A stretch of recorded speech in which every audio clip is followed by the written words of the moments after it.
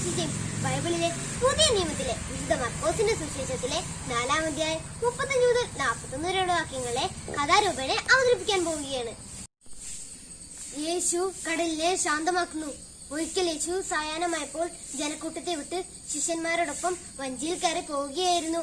അമരത്ത് തലവെച്ച് യേശു ഉറങ്ങിപ്പോയി. കുറച്ചു കഴിഞ്ഞപ്പോൾ കാറ്റും മഴയും മിന്നലും വന്നു. അപ്പോൾ തിരമാലകൾ വഞ്ചിയിലേക്ക് അടിച്ചു കയറി. ശിഷ്യന്മാർ യേശുവിനെ വിളിച്ചുണർത്തിക്കൊണ്ട് പറഞ്ഞു, ഗുരു, ഞങ്ങളിതാ നശിക്കാൻ പോകുന്നു. ഉടൻ തന്നെ യേശു എഴുന്നേറ്റ് പറഞ്ഞു, കാറ്റേ, കടലേ, ശാന്തമാവുക. ഉടൻ തന്നെ കാറ്റും കടലും ശാന്തമായി. അപ്പോൾ ശിഷ്യന്മാർ പരസ്പരം പറഞ്ഞു, ഇവനാരാണ്? കാറ്റും കടലും പോലും ഇവനെ അനുസരിക്കുന്നല്ലോ. ഈ മഹാത്ഭുതം കണ്ട് ആശ്ചര്യപ്പെട്ട ശിഷ്യർ സ്തബ്ധരായി. അങ്ങനെ അവരിലുള്ള യേശുവിന്റെ വിശ്വാസം 10 മടങ്ങ് വർദ്ധിച്ചു.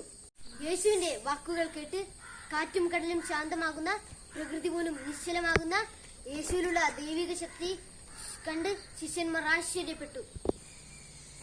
കുട്ടികളായ നാം യേശുവിൽ വിശ്വസിച്ച് ദൈവത്തിൽ ആശ്രയിച്ച് പ്രാർത്ഥിച്ച് ജീവിക്കുകയാണെങ്കിൽ നാം ആഗ്രഹിക്കുന്നതെന്തും നമുക്ക് ലഭിക്കും. നന്ദി, നമസ്കാരം.